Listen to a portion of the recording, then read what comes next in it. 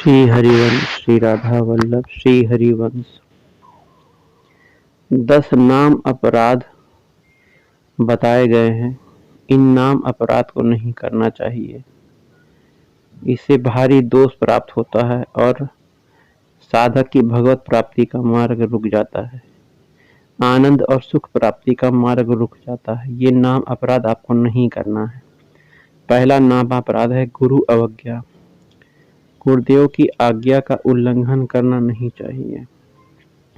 गुरुदेव ने जो आज्ञा की है बिना किंतु परंतु किए अक्षरशः उसका पालन करना चाहिए।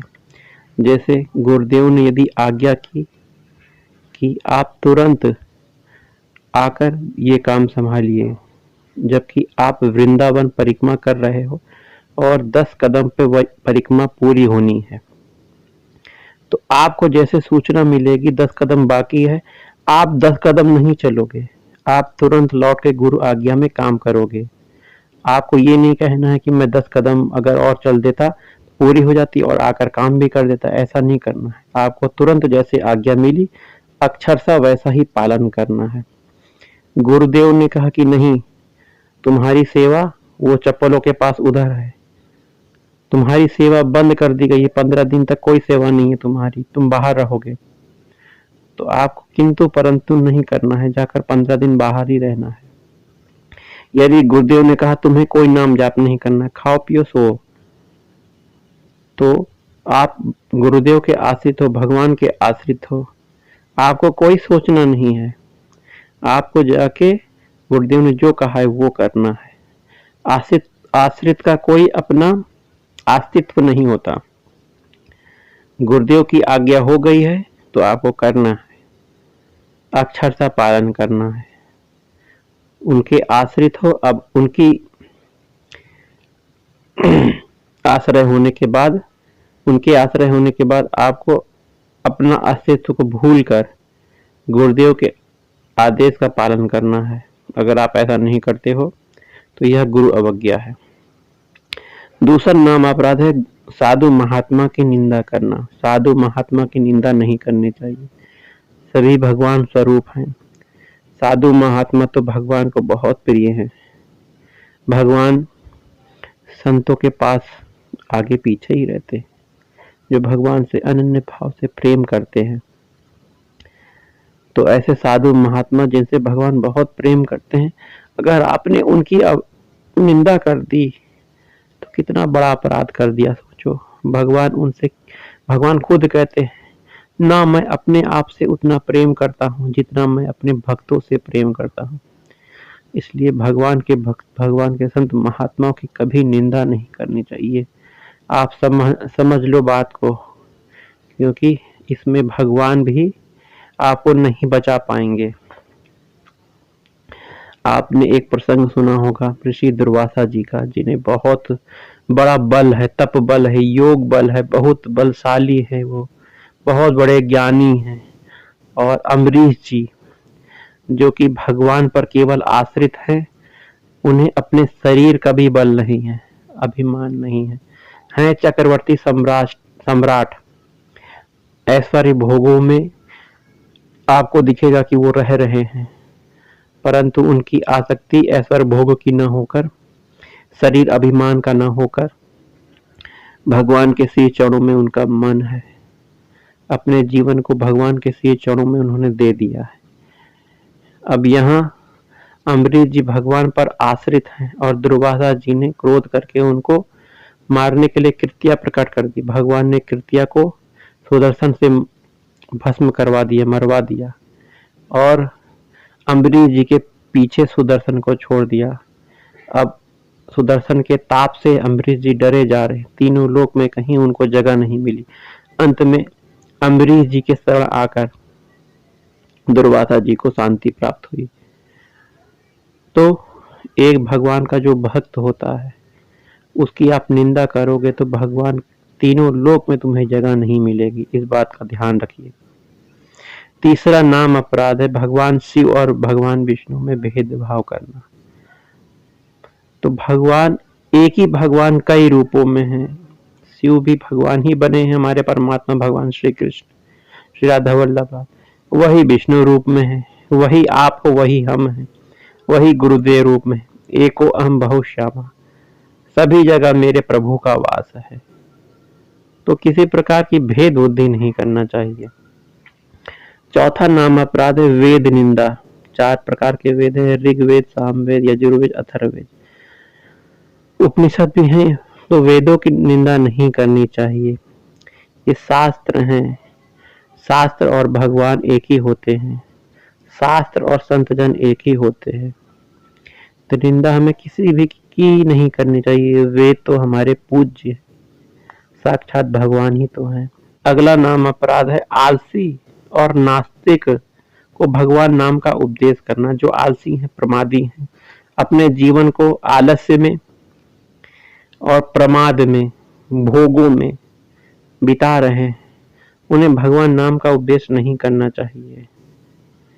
भगवान की कृपा से सत्संग मिलता है, हर किसी व्यक्ति को सत्संग नहीं मिलता। सत्संग सुन भी लेगा तो वो भाग पड़ेगा अगर वह संसारिक व्यक्ति है। और जो भागवतिक व्यक्ति है, भगवान की चाह करता है, भगवान से प्रेम करता है, वो सुनेगा सत्संग। तो आलसी और नास्तिक व्यक्ति को, प्रमादी व्यक्ति को भगवान नाम का उपदेश नहीं करना चाहिए। अगला नाम अपराध है भगवान नाम में अनादर बुद्धि करना।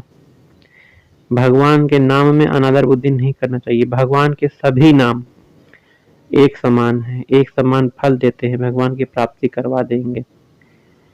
परंतु गुरु प्रदत्त नाम शीघ्र फल प्रदान करता है। गुरु प्रदत्त मंत्र शीघ्र फल प्रदान करता है।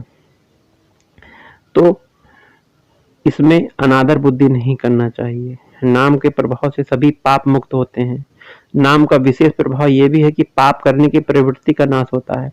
नाम का विशेष प्रभाव है कि सकाम जो आपकी कामना है वो भी पूर्ण होती है और आपको निष्कामता में बैठा देती है।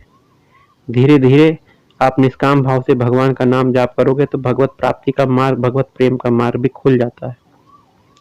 समस्त द्वंद्वों से मुक्त होने का उपाय भगवान के नाम का ही है, तो इसका अनादर नहीं करना चाहिए।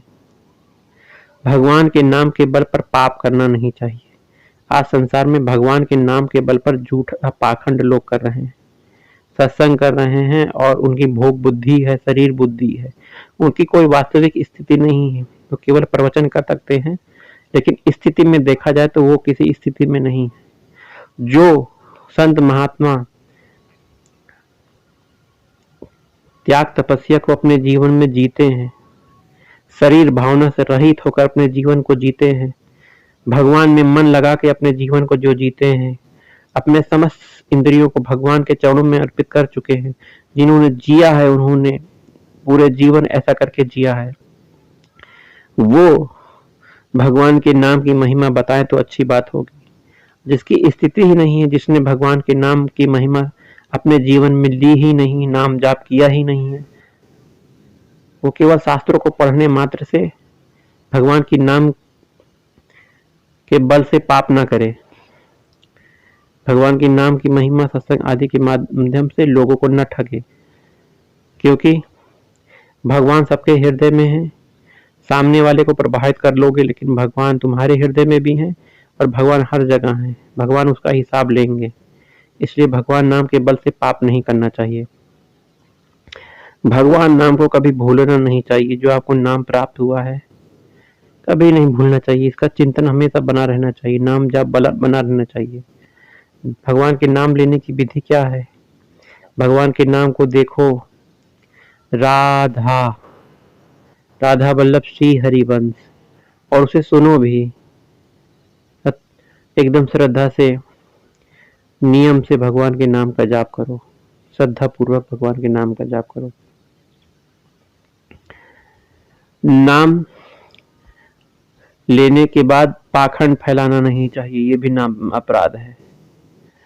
नाम लेवे में पाखंड फैलाना कि देखो मैं कितना बड़ा भजनानंदी हूँ, 2.5 घंटा में भजन करके आया हूँ, नाम जाप करके आया हूँ, देखो मैं कितना बड़ा संत हूँ। तो इस तरह का दिखावा ना करें।